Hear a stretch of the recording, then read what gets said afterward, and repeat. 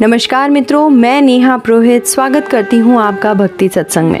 दोस्तों, आज इस वीडियो में मैं बात कर रही हूँ शरद पूर्णिमा के बारे में। शरद पूर्णिमा पर आप कैसे माता लक्ष्मी की विशेष कृपा प्राप्त कर सकते हैं, साथ ही आप माता लक्ष्मी की पूजा करते समय किन चीज़ों का भोग ज़रूर लगाएं। शरद पूर्णिमा का क्या महत्व होता है, व्रत और पूजा विधि क्या होती है शरद पूर्णिमा के दिन। शरद पूर्णिमा की व्रत कथा भी मैं आपको इस वीडियो में सुनाऊंगी। तो शरद पूर्णिमा से जुड़ी इन सभी महत्वपूर्ण जानकारियों के लिए आप इस वीडियो को एंड तक ज़रूर देखें और लाइक, शेयर और सब्सक्राइब करना ना भूलें। दोस्तों, अश्विन मास की पूर्णिमा को शरद पूर्णिमा के नाम से जाना जाता है। धार्मिक मान्यताओं के अनुसार शरद पूर्णिमा को सभी पूर्णिमाओं में सबसे श्रेष्ठ माना जाता है, सबसे महत्वपूर्ण माना जाता है। भागवत महापुराण में कहा गया है कि गोपिकाओं के अनुराग को देखते हुए भगवान श्री कृष्ण ने महारास का आरंभ भी इसी दिन किया था। शरद पूर्णिमा को चंद्रमा अपनी 16 कलाओं से पूर्ण होता है। पौराणिक मान्यताओं के अनुसार इस दिन चंद्रमा की किरणों से अमृत की बूंदें झरती है, इसीलिए इसे आरोग्य का पर्व भी कहा जाता है। ऐसी मान्यता है कि शरद पूर्णिमा का अमृतमयी चांद अपनी किरणों में स्वास्थ्य का वरदान लेकर आता है। पूर्णिमा की रात में जिस भी चीज पर चंद्रमा की किरणें गिरती है उसमें अमृत का संचार होता है। दोस्तों, इसी मान्यता के अनुसार शरद पूर्णिमा की रात को सभी खीर बनाकर चंद्रमा की रोशनी में रखते हैं। पूरी रात चंद्रमा की रोशनी में खीर को रखा जाता है और सुबह उठकर यही खीर प्रसाद के रूप में ग्रहण की जाती है। चंद्रमा की रोशनी में रखी गई खीर खाने से शरीर में सभी रोग समाप्त हो जाते हैं। वहीं ज्योतिष शास्त्र अनुसार जिन जातकों की कुंडली में चंद्रमा शुभ फल नहीं देते हैं, उन्हें इस खीर का सेवन जरूर करना चाहिए। इसके अलावा यह भी मान्यता है कि शरद पूर्णिमा के दिन धन, वैभव और ऐश्वर्य की देवी माता लक्ष्मी का अवतरण हुआ था।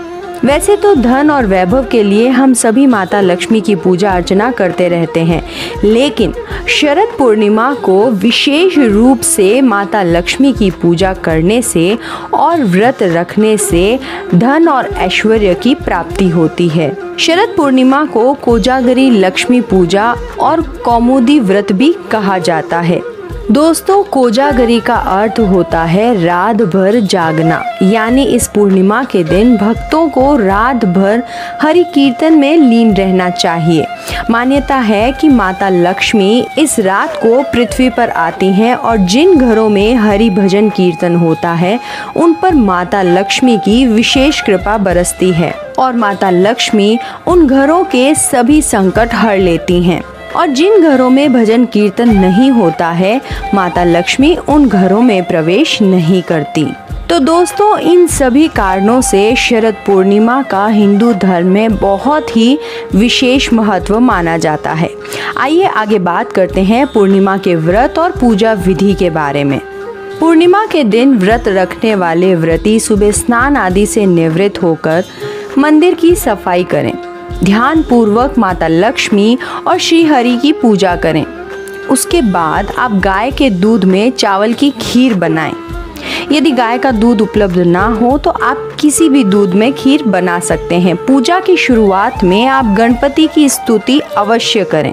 कोई भी पूजा में आप गणपति पूजन सबसे पहले करते हैं, इस चीज़ का आप विशेष ध्यान रखें।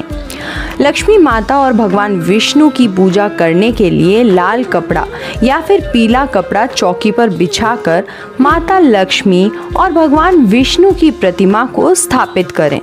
यदि प्रतिमा ना हो तो आप किसी चित्र का प्रयोग भी कर सकते हैं।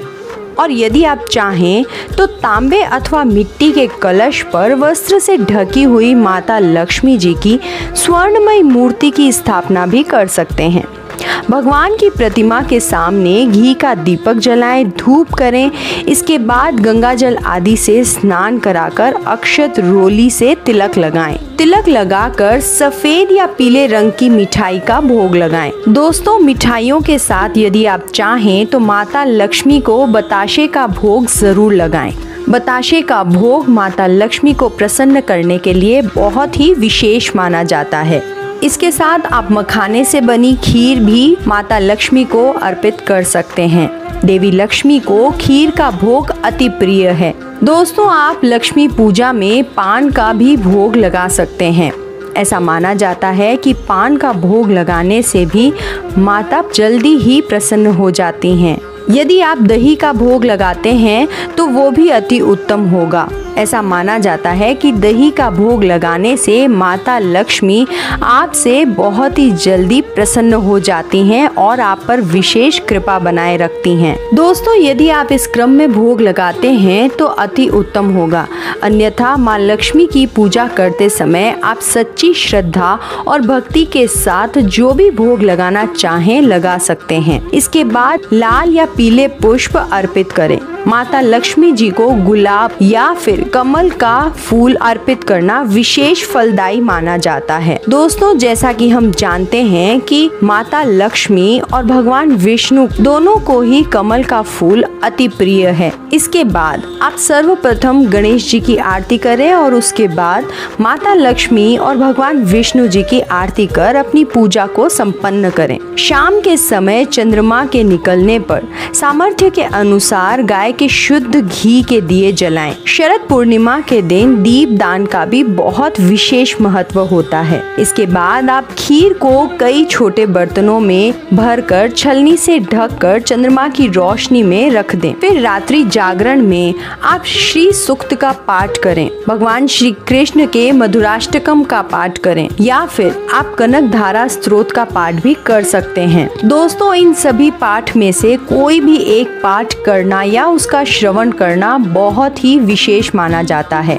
ऐसा माना जाता है कि सभी प्रकार के ऋण और दरिद्रता से मुक्ति मिलती है, साथ ही माता लक्ष्मी की विशेष कृपा प्राप्त होती है। अगली सुबह ब्रह्म मुहूर्त में स्नान करके उस खीर को माँ लक्ष्मी को अर्पित करें और प्रसाद के रूप में वह खीर घर परिवार के सभी सदस्यों में जरूर बांटें। उस खीर का सेवन करने से ऐसा माना जाता है कि परिवार के सभी सदस्य निरोगी रहते हैं और जीवन में हर तरह की खुशहाली आती है। दोस्तों, जैसा कि मैंने आपको पहले भी बताया है कि जिन जातकों की कुंडली में चंद्रमा शुभ फल नहीं देते हैं उन्हें इस खीर का सेवन अवश्य करना चाहिए। दोस्तों, ऐसा माना जाता है कि किसी भी व्रत की पूजा के बाद यदि उस व्रत की कथा ना सुनी जाए तो व्रत संपूर्ण नहीं होता। तो चलिए सुनते हैं शरद पूर्णिमा की कथा। पूर्णिमा के व्रत का सनातन धर्म में बहुत महत्व है। पूर्णिमा का व्रत करने से भगवान विष्णु और माता लक्ष्मी की विशेष कृपा प्राप्त होती है और इसी विशेष कृपा को प्राप्त करने के लिए एक साहूकार की 2 बेटियां हर पूर्णिमा को व्रत किया करती थीं। इन दोनों बेटियों में बड़ी बेटी पूर्णिमा का व्रत पूरे विधि विधान से और पूरे मन से करती थी। वहीं छोटी बेटी व्रत तो करती थी लेकिन नियमों को आडंबर मानकर उनको अनदेखा करती थी। विवाह योग्य होने पर साहूकार ने अपनी दोनों बेटियों का विवाह कर दिया। बड़ी बेटी के घर समय पर स्वस्थ संतान का जन्म हुआ। संतान का जन्म छोटी बेटी के घर में भी हुआ, लेकिन उसकी संतान ने पैदा होते ही दम तोड़ दिया। 2-3 बार ऐसा होने पर उसने एक ब्राह्मण को बुलाकर अपनी व्यथा कही और धार्मिक उपाय पूछा। उसकी सारी बात सुनकर और कुछ प्रश्न पूछने के बाद ब्राह्मण ने उससे कहा कि तुम पूर्णिमा का अधूरा व्रत करती हो, इस कारण तुम्हारा व्रत फलित नहीं होता है और तुम्हें अधूरे व्रत का दोष लगा है। ब्राह्मण की बात सुनकर छोटी बेटी ने पूर्णिमा व्रत पूरे विधि विधान से करने का निर्णय लिया, लेकिन पूर्णिमा आने से पहले ही उसने एक बेटे को जन्म दिया। जन्म लेते ही बेटे की मृत्यु हो गई। इस पर उसने अपने बेटे के शव को एक पीढ़े पर रख दिया और उस पर एक कपड़ा इस प्रकार बिछा दिया कि किसी को पता न चले।